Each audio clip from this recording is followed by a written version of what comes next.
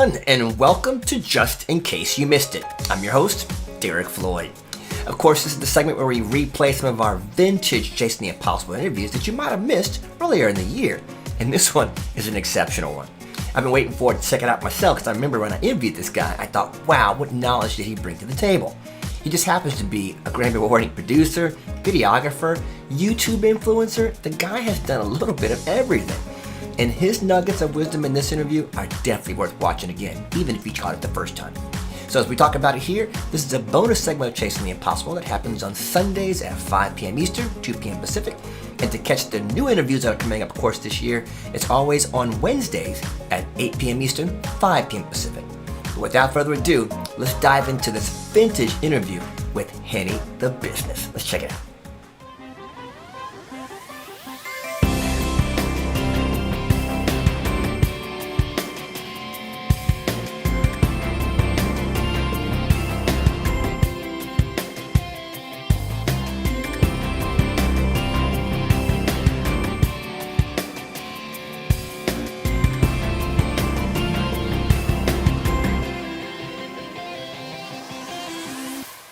This guy is a entrepreneur. He's a businessman. He's a producer of music. He's on YouTube and has different channels, and he does great production work there as well. He's not just one facet. He's multifaceted, and we call him Henny Tha Bizness. Henny, you there, man?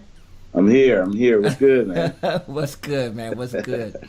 Sure do appreciate you coming on and talking to my subscribers about Chasing the Impossible, man. Yes, sir. Give me a little bit about what you do. I kind of gave them an overview of all your specialties, but give me a little bit of what is Henny Tha Bizness all about.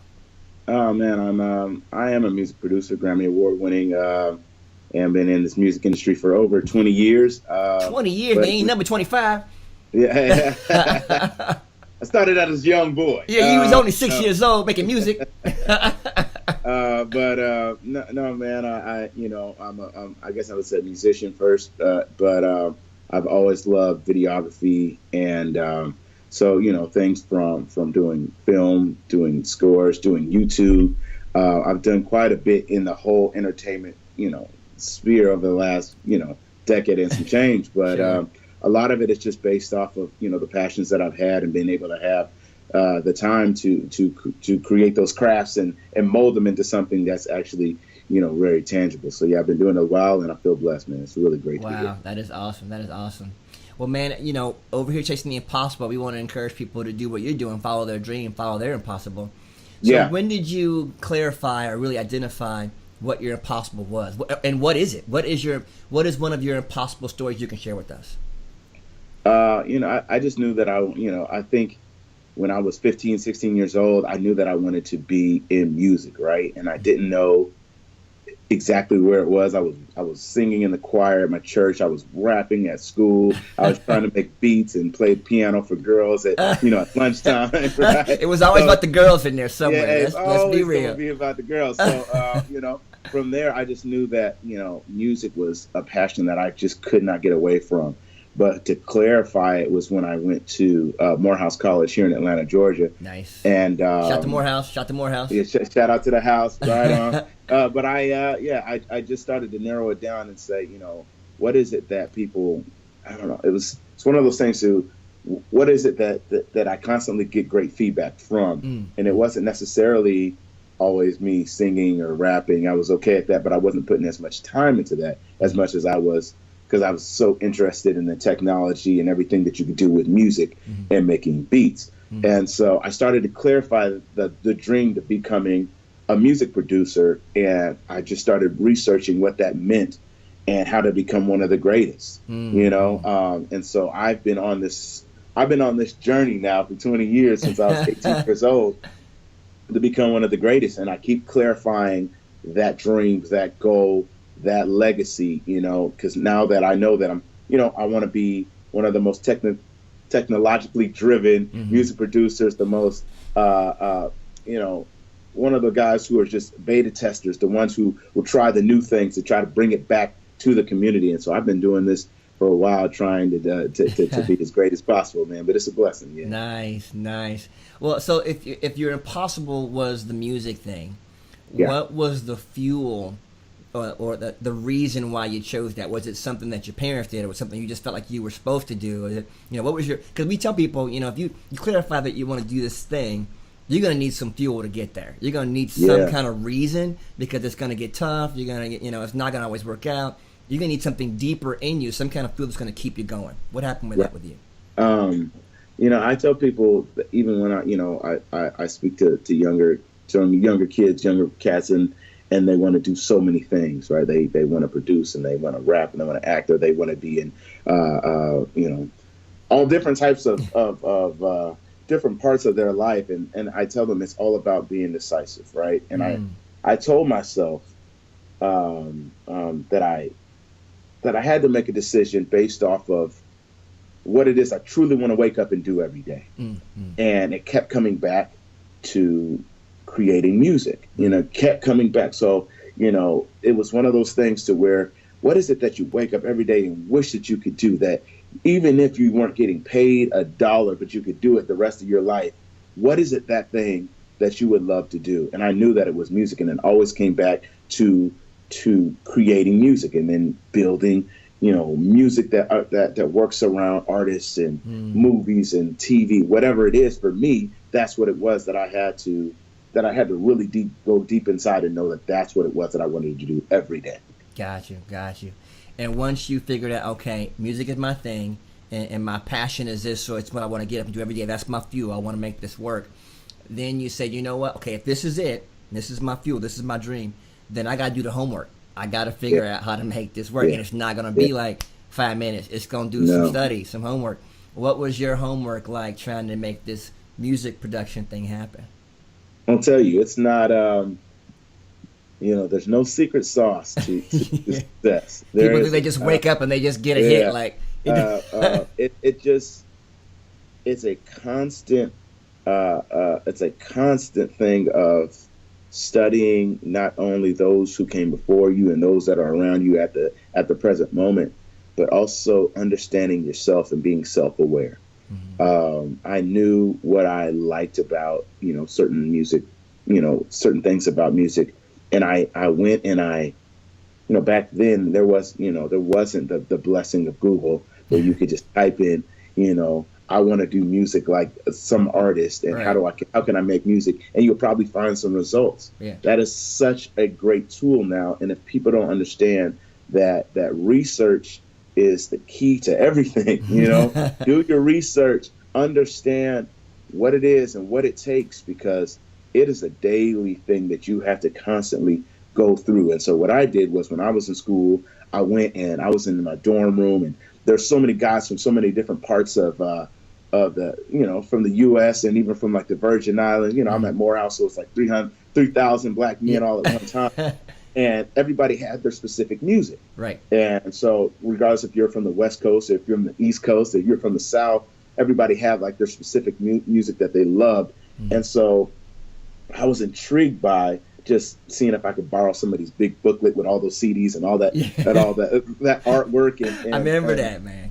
And just looking at the booklets and seeing what songs that I like, and then what producers were constantly producing that, And so even to this day, when I hear music and I'm like, ooh, I like that. Who produced that? And if I see it's somebody that I keep hearing, I'm like, wow, like they're doing the thing, or they're really being, on it with their craft. Sure. But when I did my research, I didn't only study the, like just the music part of it. I had to understand, what does it mean to be a music producer? What does it mean? Like, what does that even entail? Like, how do you even get paid?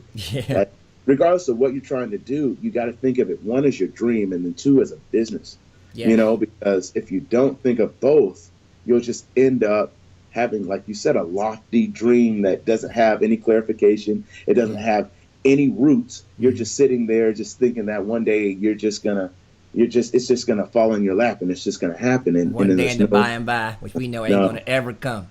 No, at all, man. I just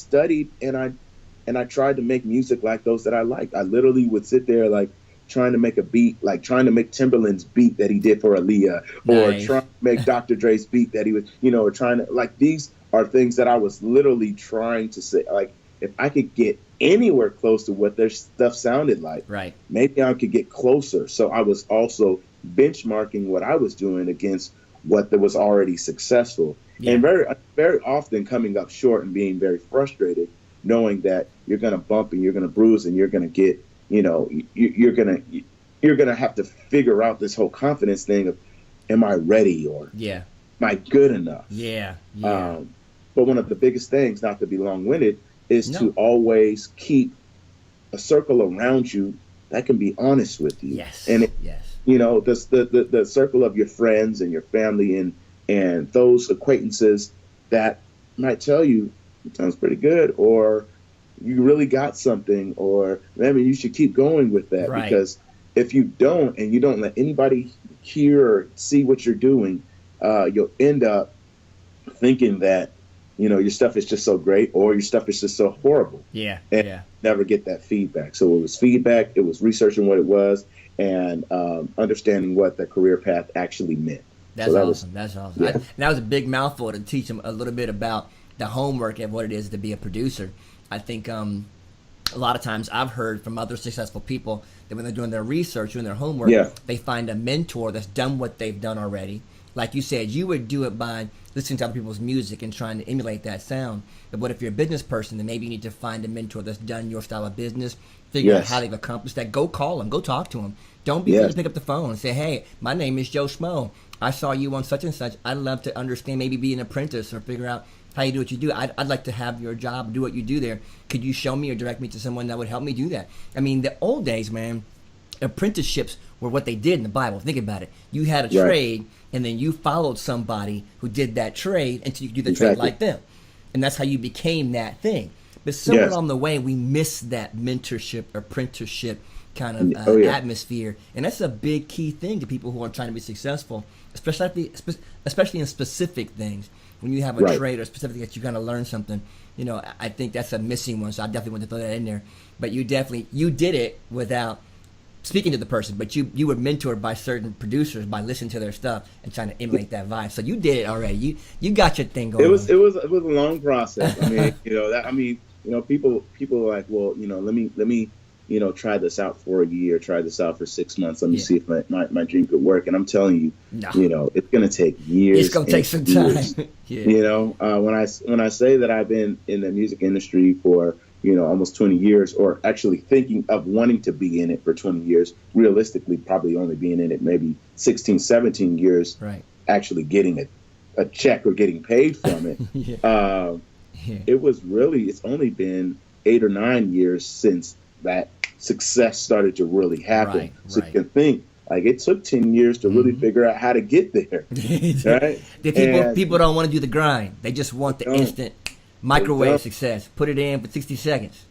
And when it rises that fast, it falls even faster. Talk to him, brother. Preach to him. Preach. Gravity. It's just gonna happen. So, and you said something else too that I thought was cool. And I've been listening to a lot of success mentors, and they always say, you said, find a good circle of people that you talk to, and make sure they're not yes people. They're just gonna say, oh yeah, honey, that's great. Oh yeah, that's all. You don't want them. You want a solid circle of people that you can trust. That's going to give you good information. That's going to tell you the truth about something. You don't want that guy that's going to always yes you. I call them the fluffers. They're going to always fluff you. Oh, that was great, boo. I mean, that's cool to have them folk. But you need some honest people that can be like, yo, that was whack. What was you doing? What's that sound in the back? Get rid of that thing. Believe it or not, my wife is that person for me when I do music. And she's a musician in her own way. She plays the flute and a couple other things. But she's not like a musician like on a full-time thing, but she has a great ear, right? So I'll make a track or something, get a production going. She'll come in and go, what's that little thing by the thing? I don't like that sound. I'm like, what are you talking about? And she'll pick it out, and I'll take it out, and she'll be dead on, man. I'm like, whoa! Or she'll tell me, I don't like that. And she's so real that she's one of my main people I talk to. And you got to have people, right? You need those people in your life, and you'll realize that you hate when they tell you that, but at the same time, they're usually so, like, they're not coming from like a place of not wanting you to succeed. Right. They really want, like, those that are close to you, they really want you to get better. Right. And those that say, just keep working at it, or you missed the mark there, or but you still need people that are like, that they're gonna raw. You need cheerleaders. Yeah, you need your fluffers. You need fluffers. You need both. Yeah, right? you do. You do. And so, you can have a whole team of people who just believe and believe and believe. Right. And you have a whole team of people that are real. Yeah. And it's like, need this them is both. cool, but Need man, them what you gonna do? Because those are the people who are gonna light the fire up under your butt and be like, Yes, sir. Yes, damn, sir. how do I really get to where I want to go? And so you got to make some hard decisions. Yeah. So, after you've identified what your possible is, you've got your fuel going, you've done your homework. Talk about sometimes you're going to have to fail. That's a part of success. Yeah. People miss that whole side of success. That failure is a part of success. When was there a time that you failed and you realized, man, this helped me, Oh man, there's so many times. Let's be honest. Like when I finished college, I moved to LA to start. I got signed to a guy who was working in movies. Wow. And so you started off the gate with some success, though. Well, it was random. I was working with artists. I wouldn't say artists. I was working with friends from back home. I was working with friends in my dorm, and we were creating songs. I created a compilation of those songs, and I played them at our family reunion. Nice. One of my cousin's husband's best friend was a so-and-so by the so-and-so by the so-and-so. You see how it's close. It wasn't like I sent my demo out right then. Somebody hit me back, said your stuff is so incredible, whatever. Right. It was so close that he was starting a movie production company, but he also wanted a record label to go with it. Now he didn't necessarily know he knew film, but he didn't know music. Gotcha. And so I got there, and he told me, one of the things he told me said, I want you to sign a contract for a year that you will stay in LA, but I'm only going to pay for your expenses to be here for 6 months. That was the first thing I had to say. Okay, dang. What am I going to do in those 6 months? Because I had a job. And so by, that money ran out faster than 6 months happened. Yeah. And he gave it to me all at once. Oh, he gave it to you all at once. He gave it to me all at once. You're 21, 22 years old. You don't know how to budget.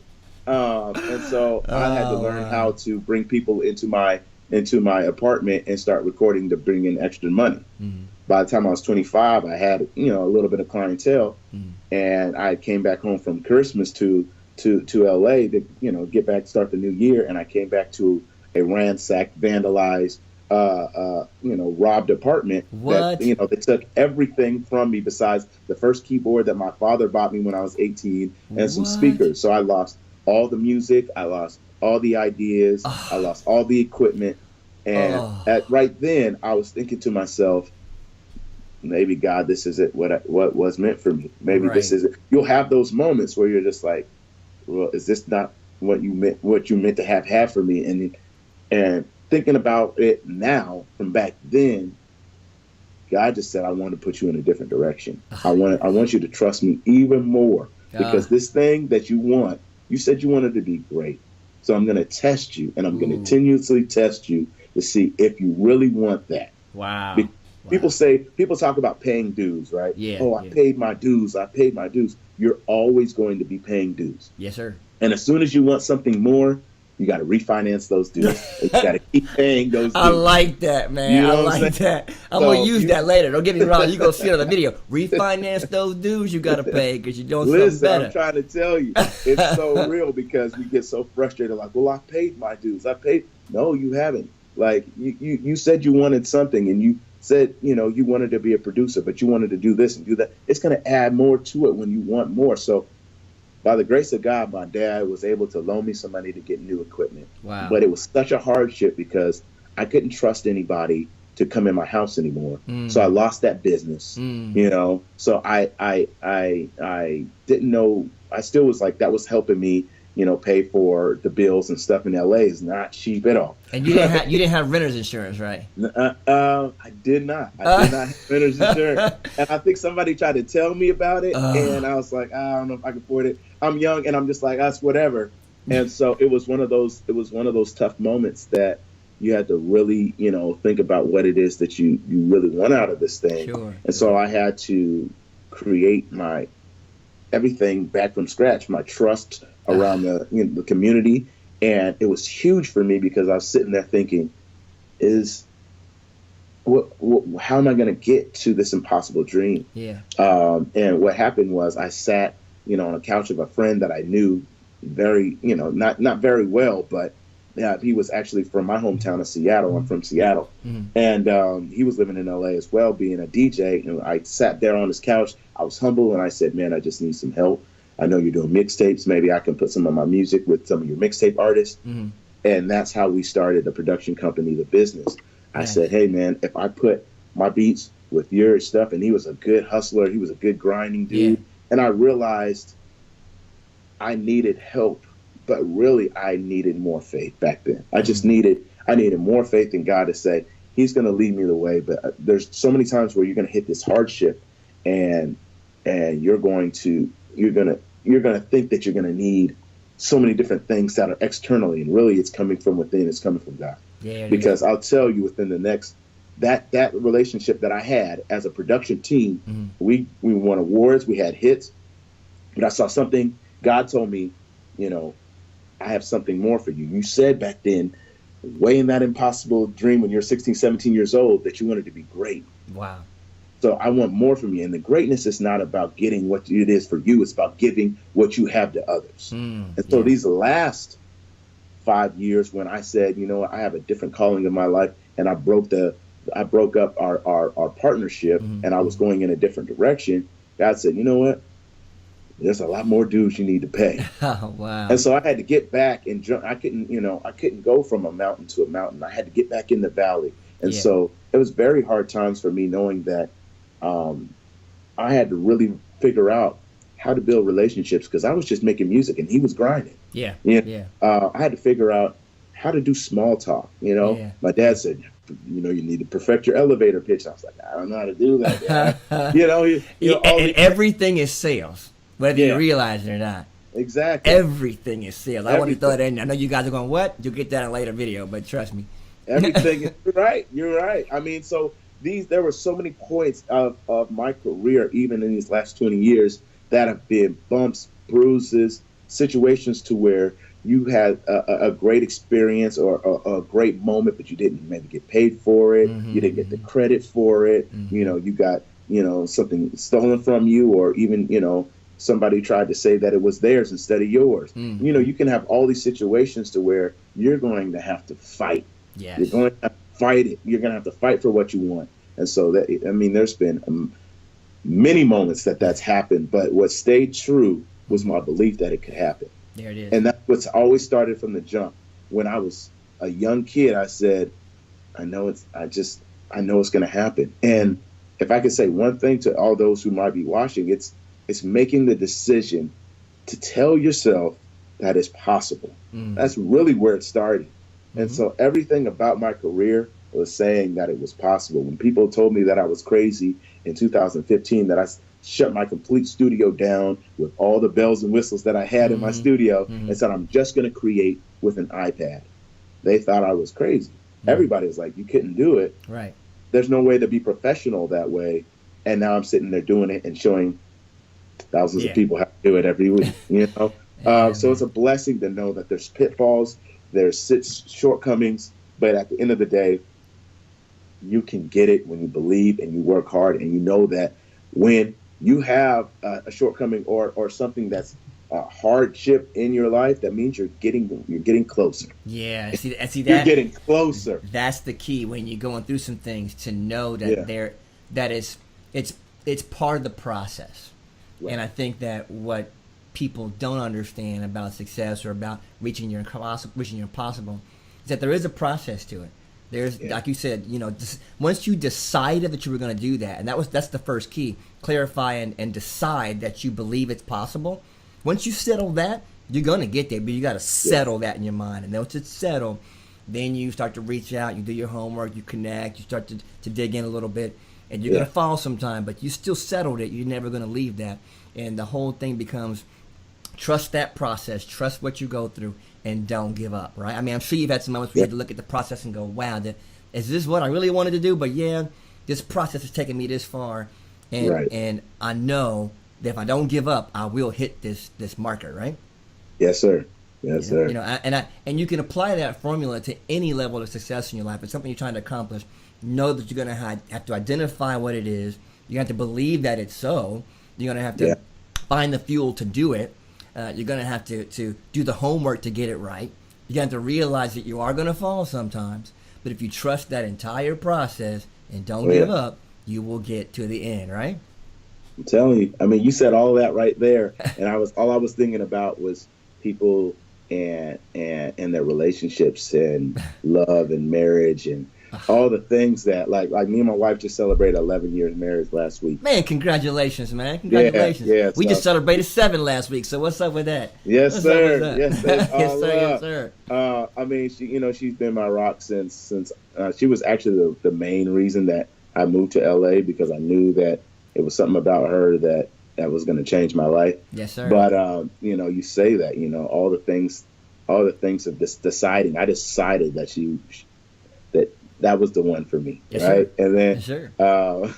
I clarified it, and I did my research, and I continued on the process. And I mean, and there's bumps and bruises in any relationship, but you know that it's real, and you know that it's possible to be there and be together, and to have a relationship that works forever. And so, like you said, it can apply to anything in your life. So it's just the process of understanding of all these steps, like you're saying, to get to that dream. So, it is.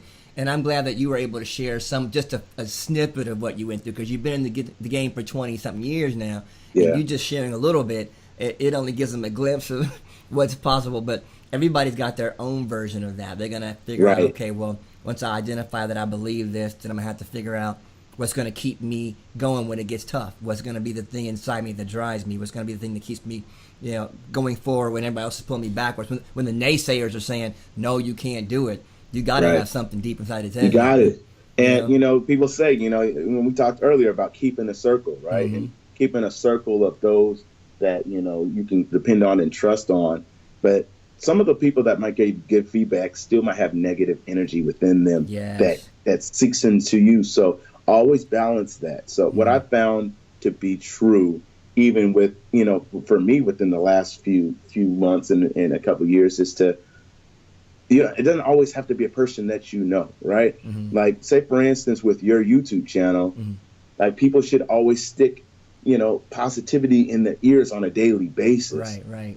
Even if they don't know that person, even if they don't, listen to those who have done well, listen to those who have strived for greatness and reached it. Mm-hmm. Listen to these things, put that in your mind on a daily basis. Yes. Wake up and get that motivation, get that, get those success stories in your head, and constantly put that in your mind state, so that that, man, people time and time again had to go through the same thing that I was trying to do, and that'll only motivate you every day. Because if you just think about what's going on in your circle, and nobody has the dream that you have, and nobody knows the struggles that you're dealing with inside of, is this going to work? Am I going to be able to give up? Right. Find those out there that you might not know who are trying to get that impossible dream, and they actually received it, and listen to their stories and learn from those who did it. So that's awesome. That's awesome, man. But you know what? As always, it's great to talk to you, man. You inspire me when I see you on the YouTube doing your thing, and the tracks that you produce. And if for number one, subscribers out there that are watching, what social channels do you want them to contact you on to say hey, or to watch your channels? What do you want them to see? Everything of mine is Henny Tha Bizness. That's HENNYTHA. BIZNESS. I didn't spell it like the business, but if you Google it, everything will come up. Okay, I'll put your links on the bottom of the video. I appreciate that. Yeah, everything on my social media platform: Facebook, YouTube, Twitter, Instagram, all of that. Even my website is Henny Tha Bizness. So you'll be able to find it. Okay, so you got yourself out there, and you can find one digitally somewhere out there. Yes, sir. And it all probably direct you right back to YouTube to show you what I got going on. And are there any projects or anything you want people to know about to get ready for it, to give them just support on?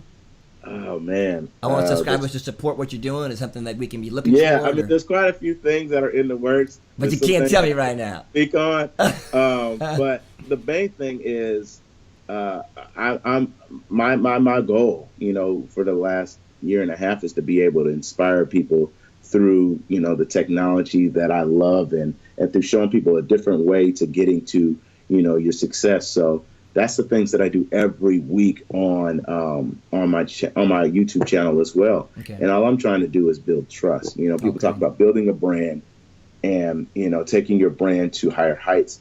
And it really just starts with people trusting that you're going to give them the right information. People trusting that you're going to give them, good entertainment or whatever it is quality that you content want to do. Yeah. So, every week I'm just trying to stay consistent, staying persistent and resilient. Yeah, man. Well, where I'm at with it, bro. Well, it sounds like you're doing it right. And again, we Yes, just sir. thank you for taking the time. You are, again, are a great entrepreneur because you've got a business outside of music where you do your YouTube videos and you're generating revenue there. You have your music production, of course, as well. Yeah. You're teaching. You're doing so many other things. I just want to remind people that it's not always just one thing. You got to be able to spider out your gifts. You got to have multiple income streams to be able to do things really well. There you go. And be able to branch out your gifts. Make sure you can see them in different ways and not be so pigeonholed as just, I'm just a producer. Well, what else can you do? Right. These days, you better be a jack of all trades, right? Exactly. All right, man. Well, man, I appreciate you stopping by, man. We will see you next time, I'm sure. God bless, man. And thanks, Henny Tha Bizness, for coming by and seeing Chasing the Impossible. Thank you, bro. I appreciate it. Thanks, guys. Have a great one. We'll see you next time. Take care. All right. Bye-bye.